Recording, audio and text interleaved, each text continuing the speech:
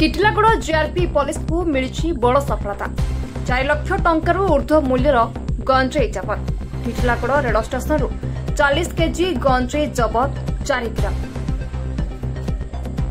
ଟିଟିଲାଗଡ଼ ରେଳ ଷ୍ଟେସନ ଗଞ୍ଜେଇ ଚୋରା ଚାଲାଣ କାରବାରର ପେଣ୍ଠସ୍ଥଳୀ ପାଲଟିଥିବା ଦେଖିବାକୁ ମିଳିଛି। ଭୌଗୋଳିକ ଦୃଷ୍ଟିକୋଣରୁ ଟିଟିଲାଗଡ଼ ଜଙ୍କସନ ସହ ଅନ୍ୟ ରାଜ୍ୟଗୁଡ଼ିକର ସିଧାସଳଖ ସଂଯୋଗ ରହିଥିବାରୁ ଗଞ୍ଜେଇ ମାଫିଆଙ୍କୁ ଏହା ବେଶ୍ ସୁହାଇଛି।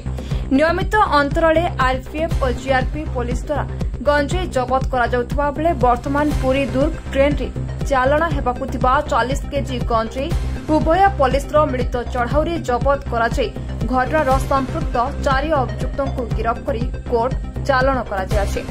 କୋର୍ଟରେ ବେଲ୍ ନାମଞ୍ଜୁର ହେବାରୁ ସେମାନଙ୍କୁ ଟିଟିଲାଗଡ଼ ବିଚାର ବିଭାଗୀୟ ଉପ କାରାଗାରକୁ ପଠାଇଥିବା ସୂଚନା ମିଳିଛି। ଉକ୍ତ ଗଞ୍ଜେଇର ଆନୁମାନିକ ବଜାର ମୂଲ୍ୟ 4 ଲକ୍ଷ ଟଙ୍କାରୁ ଊର୍ଦ୍ଧ୍ୱ ହେବାର ସୂଚନା ମିଳିଛି। ଗିରଫ ଅଭିଯୁକ୍ତମାନେ ହେଲେ ଉତ୍ତରପ୍ରଦେଶ ଜଲାଉନ ଜିଲ୍ଲା ଓରିଆ କୋତୱାଲି ଥାନା ଅନ୍ତର୍ଗତ ଆଶିଷ ଗୁପ୍ତା ବୟସ 26 ବର୍ଷ, କୋଟୁରା ଥାନା ଅନ୍ତର୍ଗତ ସୁବାସ ସୋନି ବୟସ 24 ବର୍ଷ, କେରଳର ଏରୋଡ ଜିଲ୍ଲା ଅତ୍ୟଙ୍କ ଥାନା ଅନ୍ତର୍ଗତ ଦେବରାଜ ଭେଲୁ ବୟସ 21 ବର୍ଷ ଓ କୋବେନ୍ଧାପାଡ଼ି ଥାନା ଅନ୍ତର୍ଗତ ମୋହନରାଜ ଥାମିଲ ସେଲଭମ ବୟସ 32 ବର୍ଷ ଥିବା ଜିଆରପି ଥାନା ଅଧିକାରୀ ବିନୟ ଭୋଇ ଓ ଆରପିଏଫ୍ ଥାନା ଅଧିକାରୀ ଶ୍ରୀ ଭଗବାନ ପୁନିଆ ସୂଚନା ଦେଇଛନ୍ତି।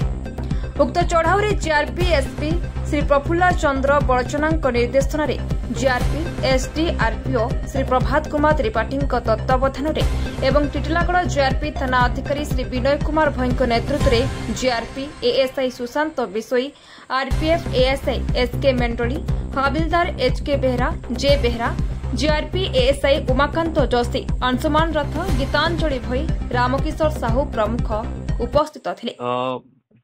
ଆମର ଆରପିଏଫ୍ ଜିଆରପି ଟିଟିଲାଗଡ଼ ମିଳିତ ପ୍ରଚେଷ୍ଟାରେ 2ଟା କେସ୍ ପୃଥକ ପୃଥକ ଭାବରେ ଆମର ଏନଡିପିଏସ୍ ଯୋଉଟା ଗଞ୍ଜେଇ ଚାଲାଣ ଉପରେ ଯୋଉ କେସ୍ କରିଛି ପୃଥକ ପୃଥକ ଭାବରେ 2ଟା କେସ୍ ହେଇଛି, ଯୋଉଥିରେ ପ୍ରାୟ ଆମର 37ରୁ ଊର୍ଦ୍ଧ୍ୱ ପ୍ରାୟ 40 କିଲୋ 2ଟା କେସ୍ ମିଶେଇକି ହେବ, ଯାହାର ବଜାର ଖୋଲା ବଜାର ମୂଲ୍ୟ ପାଖାପାଖି 4 ଲକ୍ଷ ପର୍ଯ୍ୟନ୍ତ ସେଟା ବର୍ତ୍ତମାନ ମାର୍କେଟରେ ସେଟା ଚାଲୁଛି।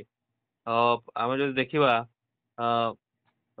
ହଁ ସେଟା ଯଦି ଖୁଚୁରା ଯଦି ସେ ବିକ୍ରୟ କରିବେ ତାର ଅଧିକ ଭ୍ୟାଲୁ ବାହାରି ପାରିବ ଯଦି ଖୁଚୁରା ମୂଲ୍ୟକୁ ଦେଖିବା।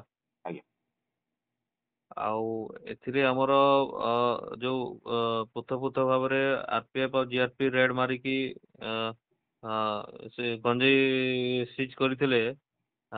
ପ୍ରଥମ କେସ୍ରେ ଆମର 2 ଜଣ ଯୁବକ ଯୋଉଟା କି ଆମର ଉତ୍ତରପ୍ରଦେଶର ସେମାନେ ଆସିକି ଆମର ଟିଟିଲାଗଡ଼ ଅଞ୍ଚଳରୁ ବିଭିନ୍ନ ଜାଗାରୁ ସେ ଗଞ୍ଜେଇ ସଂଗ୍ରହ କରି ଟ୍ରେନ ମାଧ୍ୟମରେ ଏଠୁ ଚଢ଼ିବା ପାଇଁ ଚେଷ୍ଟା କରୁଥିଲେ। ସେହି ସମୟରେ ବିଶେଷ ସୂତ୍ରରୁ ଖବର ପାଇ ଆମର ଜିଆରପି ଟିମ୍ ତାଙ୍କୁ ଆପ୍ରିହେଣ୍ଡ କରିଥିଲା ଏବଂ ଆଜ୍ ପର୍ ଏନଡିପିଏସ୍ ଆକ୍ଟ ଅନୁସାରେ ତାଙ୍କଠୁ ଗଞ୍ଜେଇ ଜବତି କରିଥିଲା। ସେଇଭଳିଆ ଆରପିଏଫ୍ ମଧ୍ୟ ସେଇଭଳିଆ ଖବର ପାଇ ରେଡିଂ କରିକି ପ୍ଲାଟଫର୍ମରେ 2 ଜଣ ଯୁବକଙ୍କୁ ଆପ୍ରିହେଣ୍ଡ କରିଛି। ସେମାନେ 2 ଜଣ ଯୁବକ ତାମିଲନାଡୁର। ପ୍ରାୟ ଆମର ଟୋଟାଲ ପ୍ରାୟ ଯଦି ଆମେ 2 କେସ୍କୁ ମିଶେଇକି କରିବା ପ୍ରାୟ 37ରୁ 40 କେଜି ଆମର ଗଞ୍ଜେଇ ଜବତ ହେଇ କୋଉଠୁ ଆସୁଥିଲା ଆଉ କୋଉଠିକୁ ଯାଉଥିଲା ସେ ଗଞ୍ଜେଇର? ଆଉ ଯାହା ଆମେ ଇଣ୍ଟରୋଗେସନରୁ ଜଣା ପଡୁଛି ଟିଟିଲାଗଡ଼ ପାଖ କେସିଙ୍ଗା ଏରିଆ ଏବଂ ଏଇ ପାଖ ଯୋଉ ଆମର ଗଞ୍ଜେଇ ଯୋଉଠୁ ଆମର ହଉଛି ଚାଷ ହଉଛି ସେ ଏରିଆରୁ ମାନେ କଲେକ୍ସନ କରିକି ଟିଟିଲାଗଡ଼ ମାନେ ରେଲୱେ ଷ୍ଟେସନ ରେଲୱେ ଟ୍ରେନ ମାଧ୍ୟମରେ ସେମାନେ ଯିବା ପାଇଁ ଚେଷ୍ଟା କରୁଥିଲେ। ସେଇ ସମୟରେ ତାଙ୍କୁ ଆମେ ଧରିଛୁ। ଏମାନଙ୍କୁ କୋଉ ଦଫା ଲାଗିଛି କେସ୍ଟା ଟିକେ କହିବେ? ହଁ, ପ୍ରଥମ କେସ୍ଟା ହଉଛି 20B2C ଏନଡିପିଏସ୍ ଆକ୍ଟ ଏବଂ ଦ୍ୱିତୀୟ କେସ୍ଟା ହଉଛି 20B2B ଏନଡିପିଏସ୍ ଆକ୍ଟ।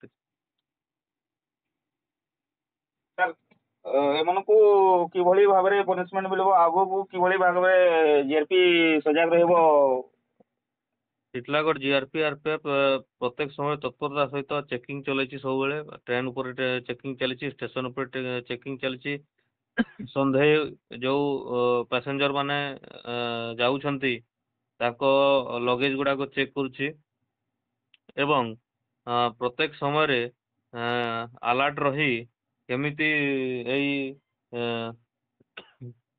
ଗଞ୍ଜେଇ ଚାଲାଣକୁ ରୋକି ପାରିବ ଓ ଅନ୍ୟାନ୍ୟ ଅବୈଧ ସାମାନ ଆର୍ଟିକିଲ ଗୁଡିକୁ ଚାଲାଣ କରିବାର ରୋକି ପାରିବ ତାହା ଚେଷ୍ଟା ଚଳାଇଛି। ब्यूरो रिपोर्ट मोर भाषा न्यूज।